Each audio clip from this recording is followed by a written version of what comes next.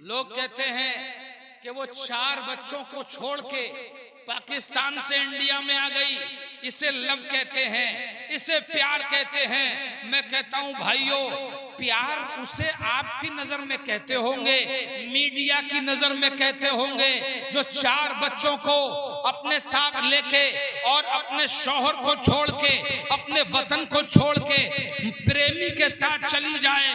लेकिन हम मोहब्बत किसे कहते हैं? सुनो, एक आदमी है जो फारस यानी ईरान की धरती पे पैदा हुआ और उसके बाद उसने अपने दीन हक की जुस्तजू में पादरियों से राब्ता बढ़ाया। अभी इस्लाम दुनिया में नहीं आया है, अभी पैगंबर इस्लाम ने नबूवत का ऐलान नहीं किया है। अपने पादरियों से मिला, बोले मैं ये चाहता हूं कि सच्चा मजहब तलाश करूं, तो किसी ने बता दिया आग को पूजने में सच्चाई है। जब उसने उस मजहब की किताबों की व्याख्या की तो दिल कुछ रंजीदा हुआ। किसी ने कह दिया गिरजा घर में चला जा, ईसाइयत में सच्चाई है। अब वो ईसाइयों के पास पहुंचा, 1 साल रहा इस एक राहिब के पास, वो मरने लगा। मरते टाइम उससे पूछा कि तुम तो दुनिया से जा रहे हो, अब मैं कहां जाऊं? कहा अब तुम खुरासान में एक ईसाई राहिब है, उसके पास चले जाओ। ये खुरासान में चला गया, उसके पास कुछ दिन रहा, वो भी मरने लगा। कहा अब मैं किसके पास जाऊं? कहा अब तुम इधर उधर ना भटको, बल्कि सहराए अरब में एक कलीसा है, एक गिरजा घर है, मेरा दोस्त है, उसकी पलकें भी ढलक गई होंगी, बहुत बूढ़ा कमजोर है, अपने इबादत खाने में अकेला रहता है, वो किसी को घुसने नहीं देता, मेरा नाम लेना, वो तुझे अपने पास रख लेगा। ये भटकते हुए उसको ढूंढते हुए उसके पास पहुंच गए। पहले तो उसने ललकारा, मगर जब जिज्ञासा देखी, जब कुछ सीखने की ललक देखी, अपने पास रहने की इजाजत दे दी। आखिर कुछ दिन के बाद इसको भी मौत आने लगी, दामन पकड़ लिया, बोले बहुत भटक चुका हूं, अब दिल को और न तड़पाओ, आखिर मुझे बताओ तो सच्चाई है कहां? बोले अगर सच्चाई ही तलाश करना है तो इसी रास्ते से होता हुआ एक काफिला हिजाज को जाने वाला है, अरब को जाने वाला है, वो सुबह ही निकलेगा, उसके साथ चले जाना। बोले फिर क्या करूंगा? बोले एक बस्ती है यसरब नाम की, उस बस्ती में चले जाना। मैंने किताबों में पढ़ा है, आसमानी सहीफे में पढ़ा है कि अब हक के साथ मबूस होने वाला आखिरी नबी आने वाला है और वो हिजरत करके उसी बस्ती में आएगा। और सुन, जब तू पहुंच जाए तो उसे मेरा भी सलाम कह देना। ये वहां से चले, रास्ते में एक जंगल आ गया था, उस जंगल के बाहर कोढ़ी बैठे थे, लंबी लाइन लगी थी कोढ़ियों की। उनके करीब पहुंचे, बोले तुम कैसे बैठे हो? बोले इस जंगल में से 1 साल में एक आदमी निकलता है और जितने भी कोढ़ी और अंधे बैठे होते हैं वो सबके सरों पे हाथ रखता चला जाता है और कोढ़ी अच्छे होते चले जाते हैं, अंधे बीना होते चले जाते हैं, उसी के इंतजार में बैठे हैं। इसने सोचा यार जब इतना कामयाब आदमी आएगा तो क्यों ना मैं उसी से हक का रास्ता पूछूंगा। ये भी बैठ गए। जब वो 1 साल के बाद जंगल में से निकला, एक खूबसूरत नौजवान था, ऊंची लंबी नाक थी, पतला दुबला चेहरा था, सुतवा चेहरा था। आया जंगल से निकला, एक तरफ से जिस कोढ़ी को टच किया वो अल्लाह की कुदरत से शिफायाब हो गया, जिस अंधे को दुआ दे दी उसकी आंखें रोशन हो गईं। वापस मुड़ के जंगल में जाने लगा। ये दीवाना जो फारस से आया था, जो ईरान से आया था, अंदर जंगल में घुस गया। इसने पीछे मुड़ के देखा, कहा मेरे पीछे मत आ वरना तेरी जिंदगी खराब हो जाएगी। कहा खराब तो वैसे ही है, एक जमाने से ढूंढता फिर रहा हूं कि सच्चाई कहां है। आपके पीछे आने में अगर खराब होती है तो होने दो, या तो अपने साथ रखो या मुझे सच्चाई का पता बताओ। उसने करीब बुलाया और कहा ऐसा कर जो तुझे राहिब ने पता बताया था कलीसा में, मैं भी वही पता बताता हूं, यसरब चला जा, हिजाज चला जा। वहीं जाकर के सुकूनत इख्तियार कर लेना। बोले ठीक है। और बोले सुन, जब वो आखिरी नबी से तेरी मुलाकात हो तो मेरा भी सलाम उनकी बारगाह में अर्ज कर देना। अब ये वहां से निकला दीवाना और यसरब में जाकर के इसको रास्ते में काफिले वालों ने इसका माल छीन के गुलाम बना लिया और यसरब में जाकर के एक यहूदी के हाथों बेच दिया। दीवाना गुलामी की जिंदगी बसर करता रहा। एक दिन किस्मत ने बड़ी बेदारी का सबूत दिया। किस्मत जाग उठी अपने मालिक के बागीचे में। मालिक नीचे बैठा था, उसने इस गुलाम को बाग के एक खजूर के पेड़ पे ऊपर चढ़ा दिया। बोले खजूर तोड़ के नीचे गिराओ। इतने में मदीने की बस्ती की तरफ से एक आदमी भागता हुआ आया। उसने उस बाग के मालिक के पास आके कहा, तुम्हें कुछ पता भी है मदीने में इनकलाब आ गया है? कहा क्या हुआ? कहा एक आदमी है जो अपने आप को आखिरी नबी कहता है और वो मदीने में आ गया है। मदीने वाले उसके चारों तरफ जमा हैं। कोई उसके हाथ चूम रहा है, कोई लुआबे दहन हाथ में लेने की कोशिश कर रहा है। उसकी राह में मैं अपनी माथे से देख के आया हूँ, माथे के निगाहों से देख के आया हूँ कि उसकी राह में लोग कपड़े नहीं अपने दिलों को बिछाते नजर आ रहे हैं, अपनी पलकों को बिछा रहे हैं। वो दीवाना जो ऊपर पेड़ पे चढ़ा हुआ था कहता है कि मेरे कान में थोड़ी सी आवाज आई। खुशी का ये आलम था कि मुझसे संभलना मुश्किल हो गया। करीब था कि पेड़ मेरे हाथों से छूट जाता और मैं नीचे गिर जाता। मैं जल्दी जल्दी पेड़ से उतरा और उसके करीब जाकर के कहा, खबर लाने वाले जरा एक बार और सुना दे, तू क्या खबर लाया है? कहते मेरे मालिक ने आगे बढ़ के एक जोरदार थप्पड़ मेरे गाल पे मारा। कहा गुलाम है तो गुलामों जैसा काम कर, ये बड़ों की बातें हैं इनमें न पड़। बोले मैं थप्पड़ खा के सहम के रह गया। मुझे मेरी औकात याद आ गई कि हाँ मैं तो गुलाम हूँ, लेकिन अब मेरे दिल के जज्बात क्या थे ये तो बस मैं ही समझ सकता था। दिल कहता था कि गुलाम तो तेरा हूँ, मगर तुझे क्या मालूम इस रूह पर कब्जा उस आने वाले का हो चुका है।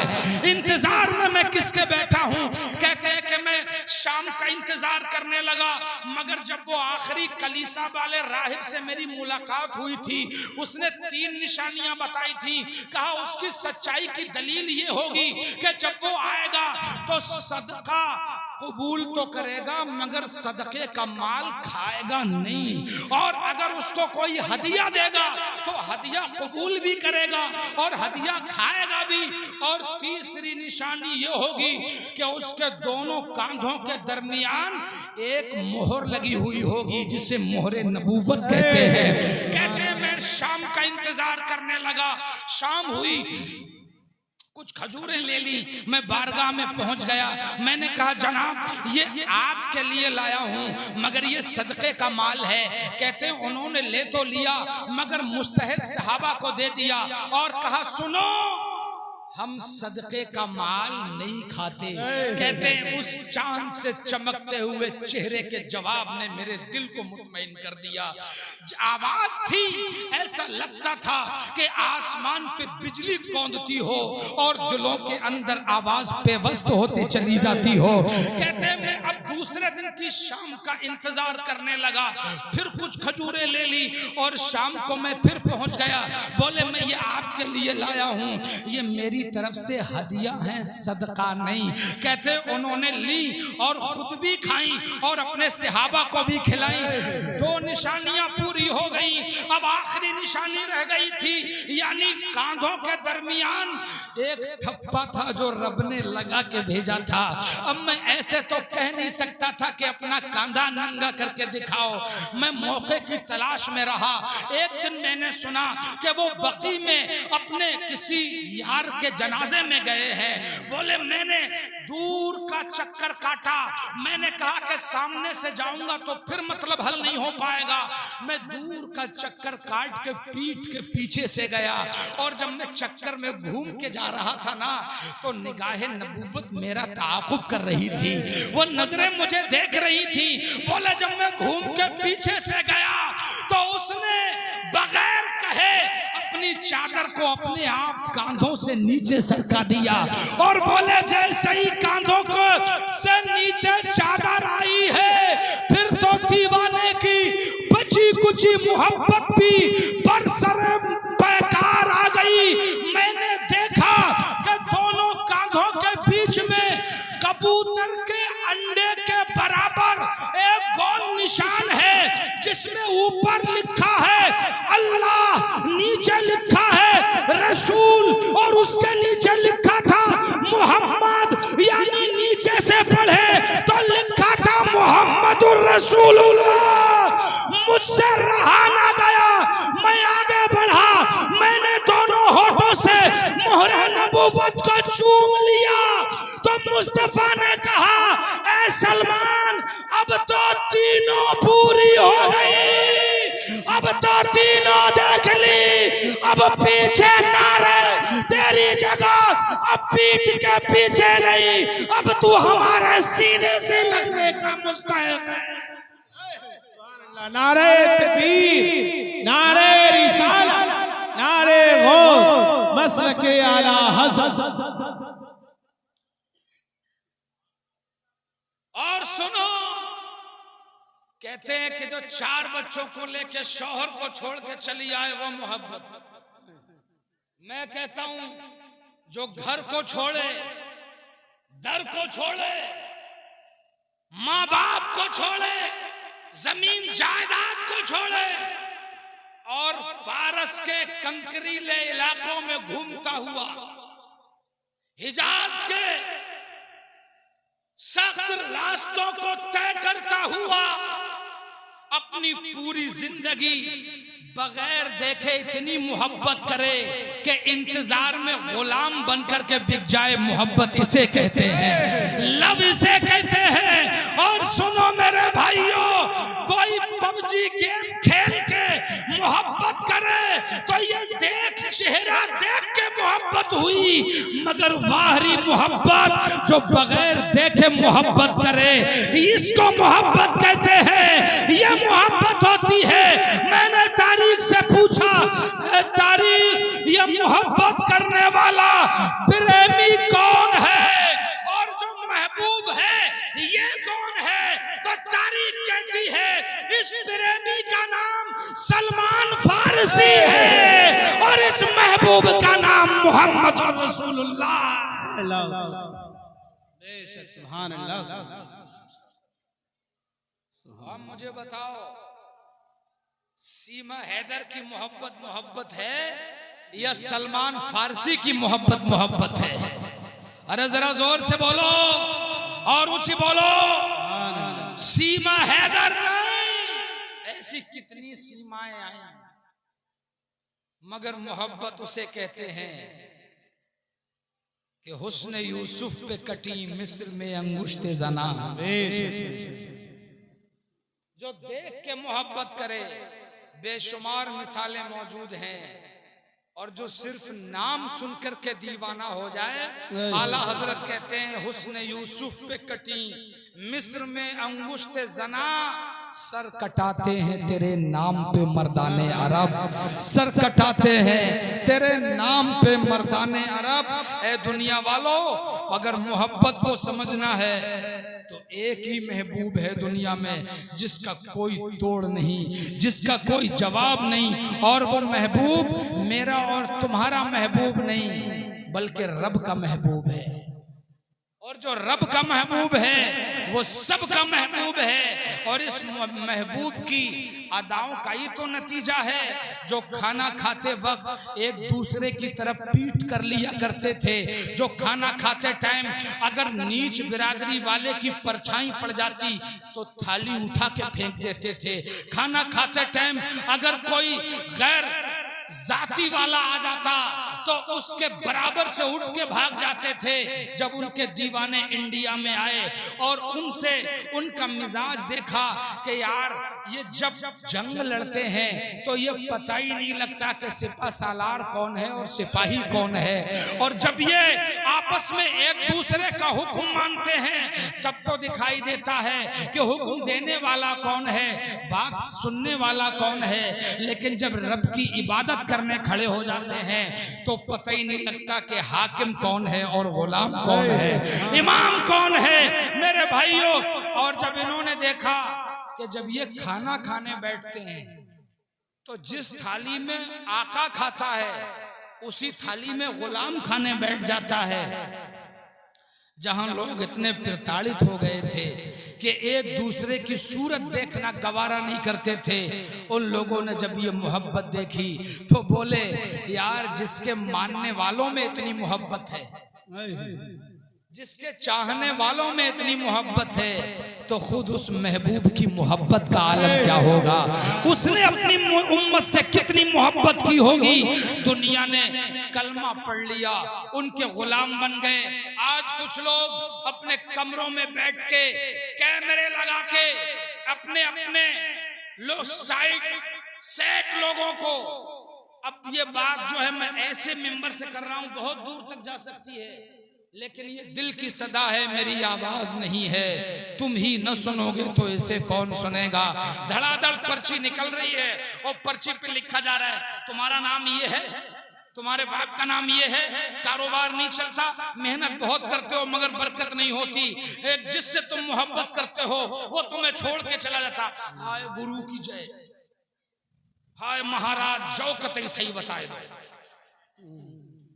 हजरत सही कह रहा हूं भाई, तुम जिसके साथ नेकी करते हो वही तुम्हारे साथ गद्दारी कर जाता। हाय महाराज गुरु जी की जय, ये बात कतई सही बताई दे।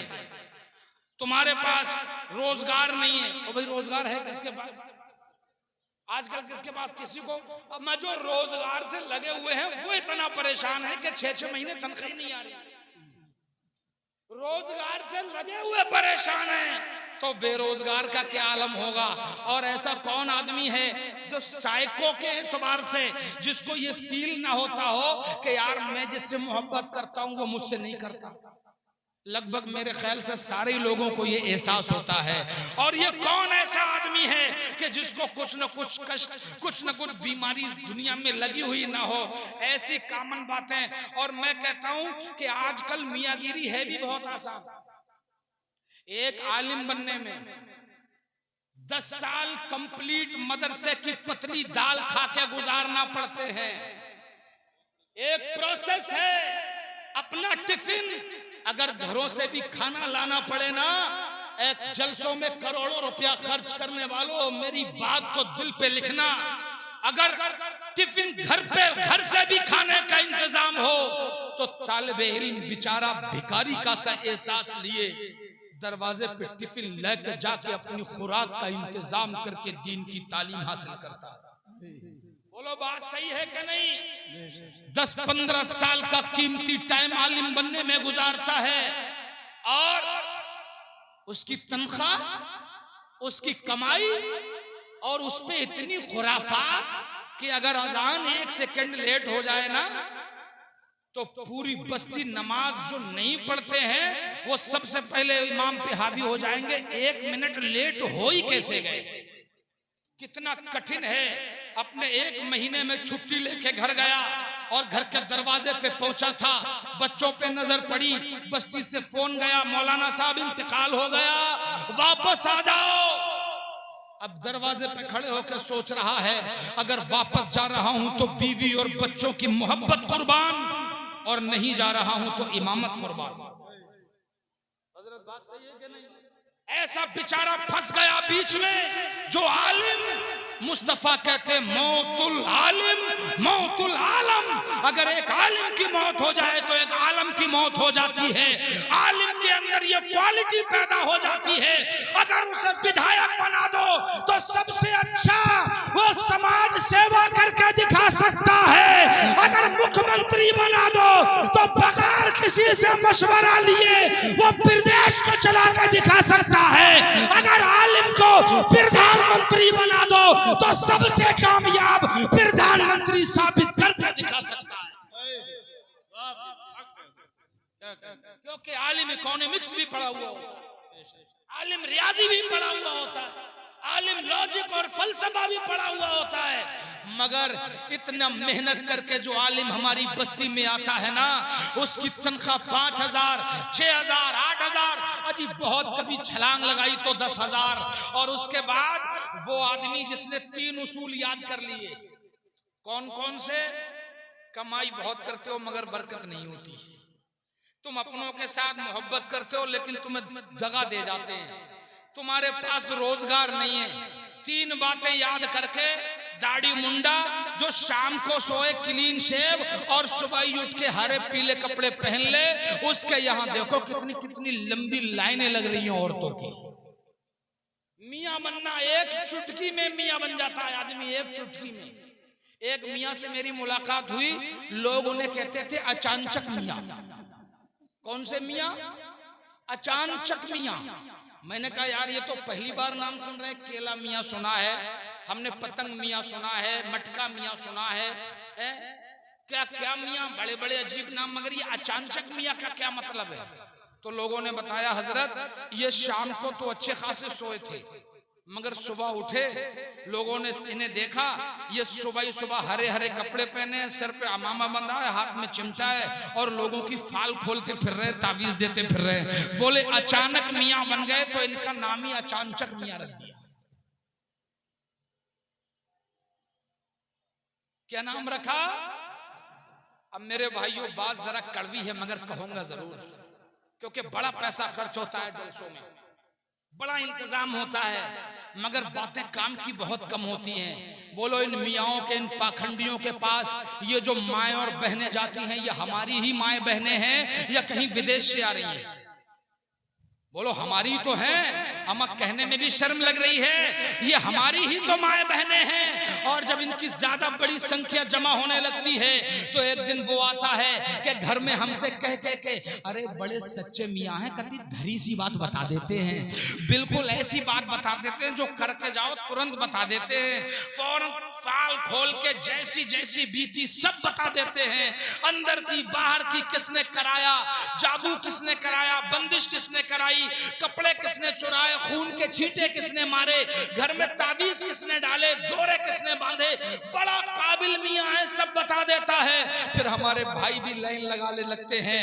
ऐ मेरे भाइयों, मैं जादू का इनकार नहीं करता, मैं करनी धरनी का इनकार नहीं करता, इसलिए कि जादू की बंदिशें तो मुस्तफा जाने रहमत पर भी हो गई थी।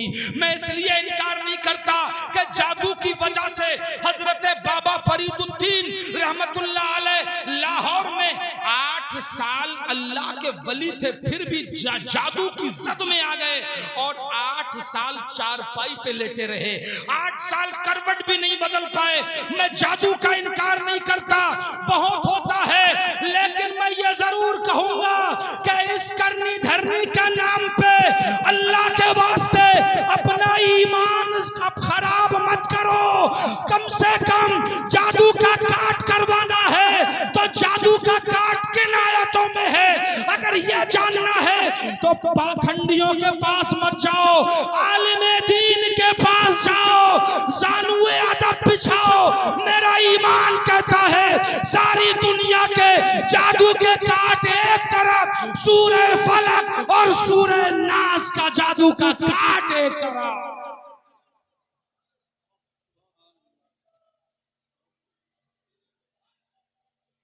लेकिन ये बात हम नहीं सीखेंगे, हम तो ये सीखेंगे जल तू जलाल तू, आई बला को टाल तू, मुश्किल कर आसान तू।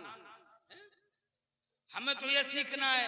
अरे अल्लाह ने तुम्हें इतना अच्छा कलाम अता फरमा दिया, जरा सोचो किसका कलाम है, जोर से किसका कलाम है, जोर से किसका कलाम है? क्या रब से बड़ी कोई ताकत है? जोर से बोलो अल्लाह से बड़ी कोई ताकत है? तो आज जो बाबा जी कर रहे हैं ना बागेश्वर धाम में बैठ के, मैं ये कहता हूं कि होश में रहना बाबा जी। हमारे ख्वाजा सिर्फ कांसे वाले ख्वाजा नहीं है, बल्कि वो ये भी कहना जानते हैं कि अब ऊंट जहां बैठे हैं वहीं बैठे रहेंगे। याद रखिए, ख्वाजा साहब सिर्फ कांसई वाले ख्वाजा नहीं है, बल्कि उन्होंने तो उसकी अकल को भी ठिकाने लगाया जो हवा में उड़ रहा था। जोर से जरा ऊंची बोलो, हवा में उड़ रहा था। आजकल अगर कोई हवा में उड़ने लगे ना, अम्मा यार हवा छोड़ो, खाली सोशल मीडिया में उड़ रहा है तो भीड़ लगी हुई है। यूट्यूब के चैनलों पे उड़ रहा है तो भीड़ लगी हुई है, और अगर हवा में उड़ जाता तो क्या आलम होता है? वो दज्जाल आएगा ना जो अपने आप को खुदा कहलवाएगा, वो ऐसी तो शक्तियां दिखाएगा लोगों को। आसमान से कहेगा पानी बरसाओ तो लोगों को पानी बरसता हुआ दिखाई देगा। जमीन से कहेगा सब्जा उगाओ तो जमीन से सब्जा उगेगा। वो वीराने की तरफ जाएगा, कब्रिस्तान की तरफ, और मुर्दों से कहेगा जिंदा हो जाओ तो मुर्दे जिंदा हो जाएंगे, उसके साथ हो लेंगे। ऐसे आलम में लोगों से वो कहेगा कि अब तो मुझे खुदा मानो। भाई आज के हालात देख के मुझे तो लगता है कि बहुत लोग होंगे जो उसे खुदा मानने लगेंगे। बोलो बात सही है कि नहीं? बहुत लोग होंगे, क्योंकि इतना कमजोर ईमान कर चुके हैं हम। इमामों से दूर रह के इतना कमजोर अकीदा हो चुका है हमारा कि हम बिजनेस पे दिन भर बात करते हैं, दुकान पे दिन भर बात करते हैं, अगर बात नहीं कर दे तो ईमान और अकीदे पे बात नहीं करते। तो जब वो इतना बड़ा शोबदा लेके आएगा, मगर वाहरे मदीने के ताजदार ईमान को बचाने का हथियार पहले ही अता फरमा दिया।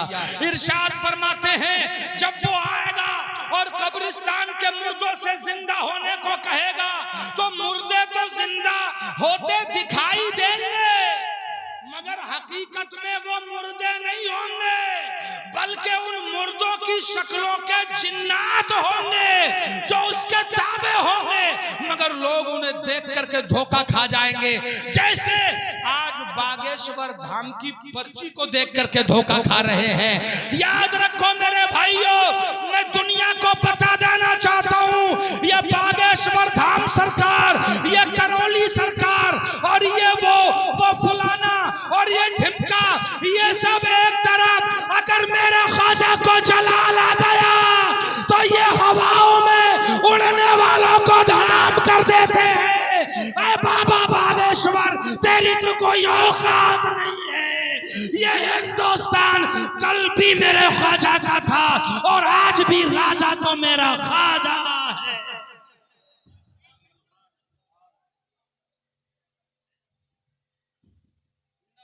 मगर जज्बाती बातें मेरी कौम को बड़ी पसंद है। मुझ पे कब मुकदमा लग जाए कौम को कोई मतलब नहीं। भाई बात बड़ी मजेदार कर दी, मगर कोई बात नहीं। मुकदमे, वाद,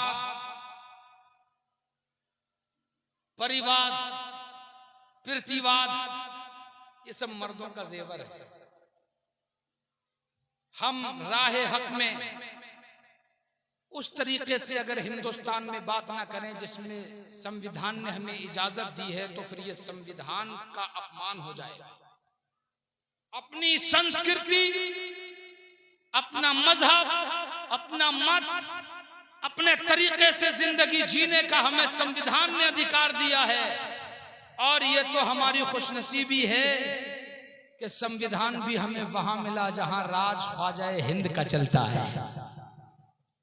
हिंदुस्तान है मेरे भाइयों, अभी वक्त है, जाग जाओ, होशियार हो जाओ। और खासकर मैं अपनी माँ और बहनों से गुजारिश करना चाहता हूँ, जो मेरी माएँ और बहनें रात और दिन मेकअप करके सुंदर दिखने के चक्कर में बाजारों में बेनकाब घूमती हैं। सुनो है मेरी माँ बहनों, जलसों में सिर्फ हंसी और दिल लगी की ही बातें नहीं होती, जलसे तालीम बालिगा का जरिया होते हैं। यहाँ इसलिए जलसों में लोग आते हैं क्योंकि मदरसों में सब पढ़ने नहीं जा सकते, मगर जलसों में बूढ़ा भी सीखने आ सकता है, बच्चा भी सीखने आ सकता है। इसलिए काम की बात सुनो ऐ मेरी बहनों, अल्लाह ताला ने तुम्हारे लिए ज़ेबो ज़ीनत का हुक्म दिया है, लेकिन बाजारों में गैर मर्दों को दिखाने के लिए नहीं। खूब बनो संवरो, खूब मेकअप करो, खूब ज़ीनत करो, मगर कुरान कहता है अपने शौहरों के लिए ज़ीनत करो, दूसरों के लिए नहीं। मगर आज हाल क्या है, शौहर घर में है तो भंगन बनी बैठी, शौहर घर में है तो तीन दिन दांत नहीं मांज रही है, मुंह से सड़ी हुई बदबू आ रही है। शौहर घर में है तो इसका मुंह ही नहीं धुल रहा है, और जब मार्केट जाने का नंबर आ जाए ना, शादी हाल में जाने का नंबर आ जाए, तो 2-2 घंटे वॉशरूम से ही नहीं निकल रही है, 2-2 घंटे लग रहे हैं इसे क्लीनिंग कर करने में, मेकअप करने में। और वारी वाह मेरी कौम की पर्दा नशी और बाहया इस्लाम की मुकद्दस शहजादियों, मैं तुम्हारे पर्दे पे कुर्बान, तुम्हारे नकाब पे कुर्बान। नकाब तो तुमने पहन लिया जोर दबाव में या समझाने से या अकीदत में या समझदारी में, मगर कैसा नकाब पहना? नकाब से तुम्हारा जिस्म तो ढका हुआ है, मगर जो चीज ढकने की थी वो खुली नजर आ रही है। पूछो, अरे हम क्या नकाब पहने नहीं हैं? पूरा नकाब पहने हुए हैं, मगर चेहरा पूरे का पूरा खुला हुआ है। यानी चोरी की चोरी और सीना जोरी। बोलो बात सही है कि नहीं है? चेहरा ढकने का हुक्म दिया गया, पूरी बॉडी चेहरे के बाद पहले चेहरा, मगर बॉडी तो पूरी ढकी है और चेहरा खुला हुआ है।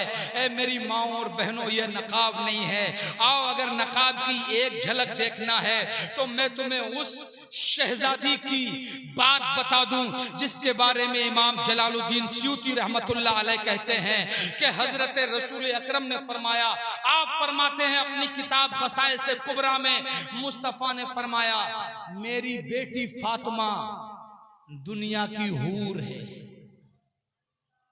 क्या कहा? दुनिया की, जरा जोर से, दुनिया की। और आज ये हूर बनने के चक्कर में लंगूर बनी फिर रही है कि मैं हूर की तरह कैसे दिखाई दूं। अब मेरे मुस्तफ़ा कहते हैं कि ये दुनिया की हूर है। आज अगर किसी औरत की तारीफ हो जाए ना तो वो आदमी को बाद में दिखाएगी, शौहर को बाद में दिखाएगी। पहले तमन्ना करेगी कि रिश्तेदार मुझे देख लेते, मुझे गली के लोग देख लेते, मुझे मार्केट वाले देख लेते, कितनी ब्यूटीफुल औरत है। लेकिन जो दुनिया की सबसे खूबसूरत औरत है उसका पर्दा सुनो, खूबसूरती दिखाने के लिए नहीं होती। मेरे मुस्तफ़ा कहते हैं मेरी बेटी फातिमा दुनिया की हूर है, लेकिन अब इस हूर का पर्दा देखो। हजरत अली से कहती हैं, अपने शौहर से कहती हैं, ऐ अली मेरा जनाजा रात की तारीकी में उठाना। कहने लगे क्यों? ऐ मेरी शरीके हयात, तुम्हारा जनाजा रात के अंधेरे में क्यों? अब जवाब सुनो, कहती है खातूने जन्नत, ऐ अली, ऐ मेरे शौहर सरताज, आज तक मेरे आसमान, मेरे सर की सियाही को कभी आसमान तक ने नहीं देखा। ऐ अली, मैं नहीं चाहती कि दिन में मेरा जनाजा उठे और आसमान मेरे जनाजे को देख ले। ऐ अली, मेरा जनाजा रात में लेके जाना, इसलिए कि जब तक मैं दुनिया में रही हूँ मैंने पर्दे का हक अदा किया है। और तमन्ना है कि जब दुनिया से जाती हूँ तो दुनिया फातिमा के पर्दे की मिसाल देती हो और फातिमा पर्दे का हक अदा करती हुई दुनिया से जाए। वाह वाह, नारे तकबीर, नारे रिसालत, मसलके आला हजरत मुफ्ती एहसानुल हक चतुर्वेदी साहब किबला। आप बोलो, बोर तो नहीं हो रहे हो? बात खत्म करें, बात खत्म करें और बढ़ाएं। कहीं ऐसा तो नहीं जो लोग खामोश बैठे हो बढ़ाने वालों पे गुस्सा करते हो कि कहां से यार ये बढ़वा के 1 घंटा हो गया और रात का 2 बज रहा है और 2 बजे ऐसे शगुफ्ता चेहरे। भाई पलिया वालों, आपकी समातों को सलाम, क्या खूब समाते हैं आपकी। चलिए, अगर आप कह रहे हैं तो एक बात जो मैं सोच के आया था, अच्छा तकरीर के दौरान कुछ बातें ऐसी निकल आती हैं कि जो सोच के आओ वो आदमी कह ही नहीं पाता, बल्कि बात जिस टॉपिक पे हो उससे कुछ बातें, कुछ शाखें निकलती चली जाती हैं और तरफ को चली जाती हैं। जो मैं अर्ज कर रहा था वो सुनो, सीमा पार से आके लव करे, ये लव नहीं। और मैं बताता हूं लव किसे कहते हैं। मशरिकी यूपी का एक मशहूर शहर है लखनऊ, बड़ा मशहूर है, सुना ही होगा। लखनऊ में जब अंग्रेजी शासन काल था, एक कमिश्नर आ गए थे, अंग्रेज थे, उन्हें अरबी पढ़ने का शौक हुआ तो उस दौर के जो सबसे बड़े आलिम थे उनको बुलाया, अपनी जो कोचिंग लगाई और अरबी पढ़ना शुरू कर दी। जब वो अरबी पढ़ते थे तो जो उनकी एक ही बेटी थी कमिश्नर साहब की, अंग्रेजी कमिश्नर की इकलौती बेटी, वो जब कभी वो मौलाना आते थे तो वो नमाज पढ़ने खड़े हो जाते थे, लेट हो जाते थे तो कमिश्नर के घर में, और शाम को जब वो झूम के कुरान करीम की तिलावत करते थे ना तो वो लड़की किवाड़ की आड़ में कान लगा के तिलावत कुरान को सुनती थी। सुभान अल्लाह। अंग्रेजी बोलने वाली के दिल में उतर गया कुरान। कलाम इलाही की चाशनी जब दिल में पैदा हुई तो बेकाबू हो गई। बोली सीखूंगी यही चाहे कुछ भी हो जाए। अब्बा से कहने लगी अब्बा हुजूर इजाजत दो, मैं भी कलाम पढ़ना चाहती हूँ।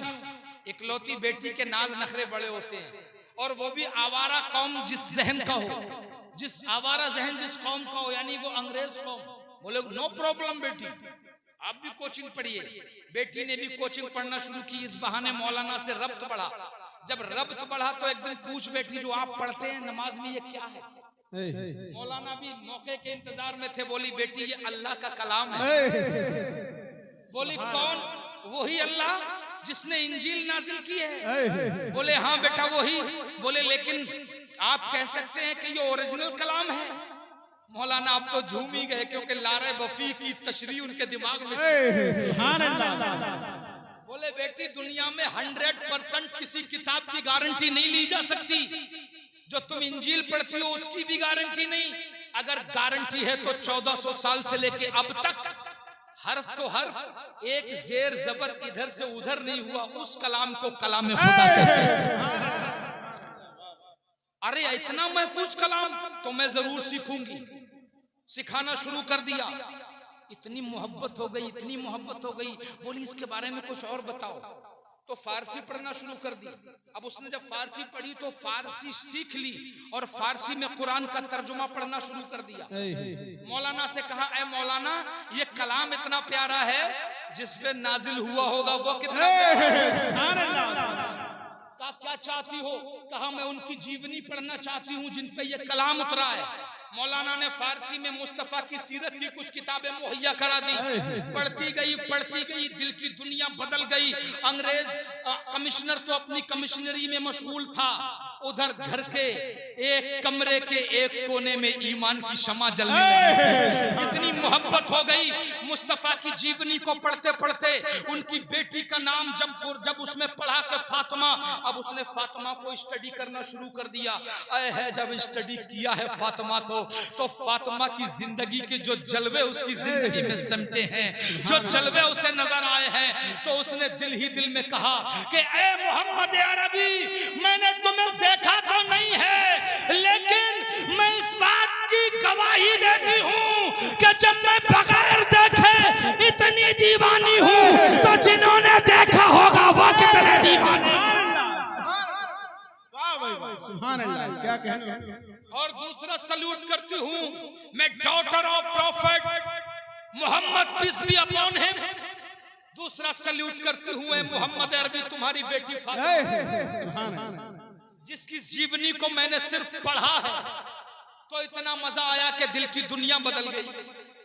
और वो क्या फातिमा होंगी कि जिसकी ये जीवनी है उसकी जिंदगी का आलम क्या होगा।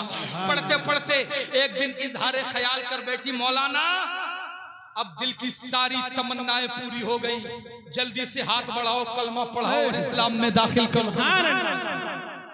मौलाना डर गए, बोले यार कमिश्नर की बेटी, बोले एक शर्त पे कलमा पढ़ाऊंगा, मेरा राज खोलोगी नहीं। कहा कि मैंने अपने आका की जीवनी को पढ़ के ये समझ लिया है कि जो वादा कर दिया जाए वो वादा कभी खिलाफ नहीं किया जाता। ए मौलाना कलमा पढ़ाओ, मैं राज को राज रखूंगी। मौलाना ने कलमा पढ़ा दिया।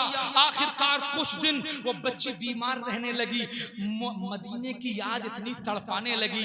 सोची कि अगर मैं बाप से कहूंगी तो बाप ईसाई है और पक्का ईसाई है, कमिश्नर है, बड़े ओहदे का है, मुझे जिंदा जमीन में गड़वा देगा।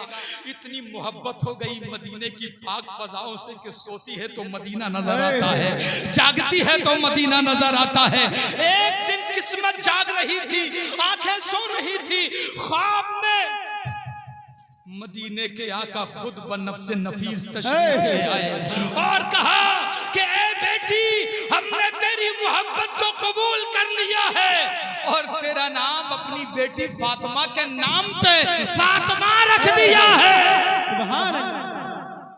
नाम फातिमा हो गया, ख्वाब से जागी। अगले दिन मौलाना साहब आए, अकेले में बुला के दास्तान सुनाई। मौलाना हाथ जोड़ के खड़े हो गए, ए बेटी तुझे दीन की सआदत मंदी मिल गई है, मगर मेरा राज मत खोलना। कहा आप बेफिक्र जाइए, मगर मेरी एक आखिरी तमन्ना है। कहा क्या? कहा जब मैं मर जाऊं। तवज्जो करिए, एक लड़की की तमन्ना, लखनऊ की बात है, ये कोई किस्सा कहानी नहीं है।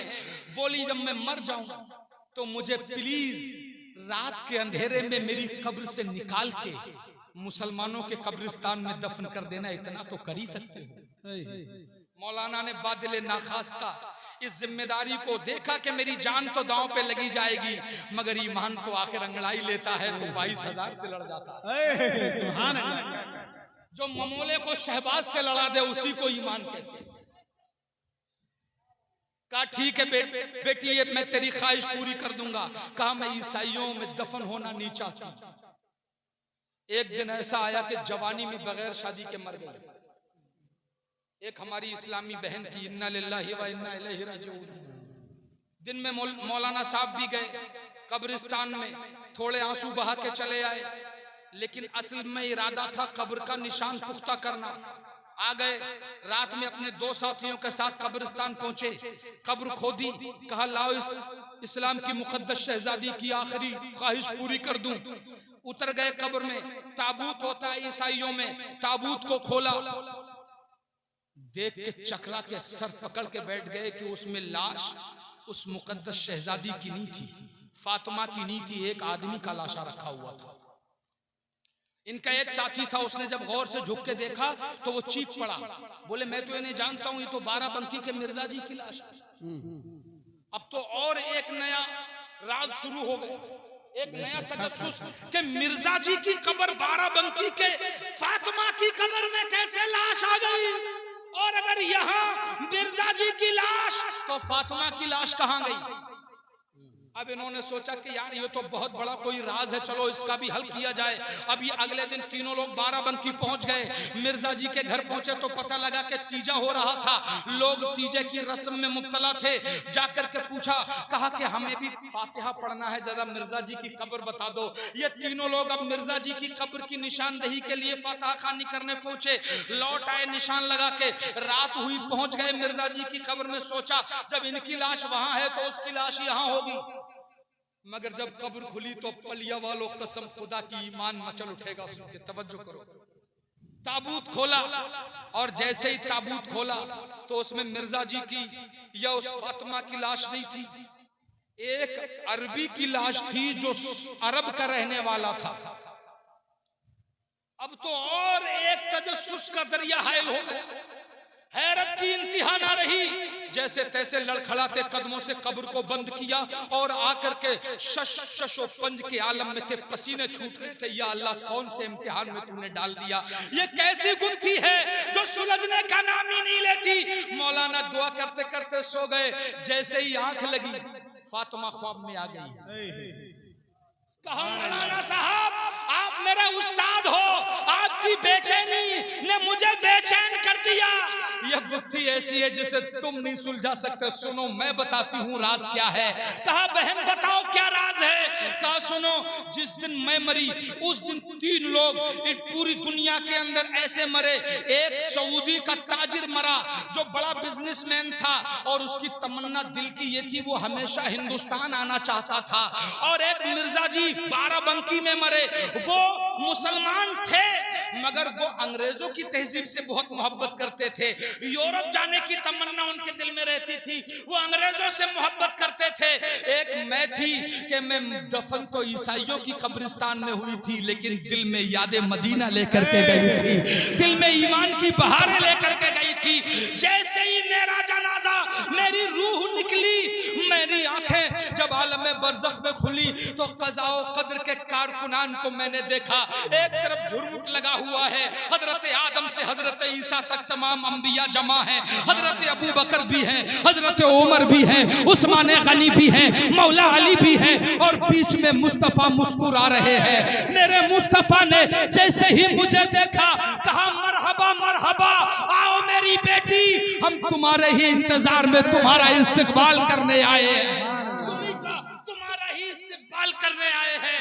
और इतने में कज़ा व क़दर के कारकुनान को इशारा होता है कि सुनो, ये फातिमा जो जिंदगी भर मुझसे मोहब्बत करती रही, इसको मरने के बाद ईसाइयों के कब्रिस्तान में नहीं रहने दिया जाएगा।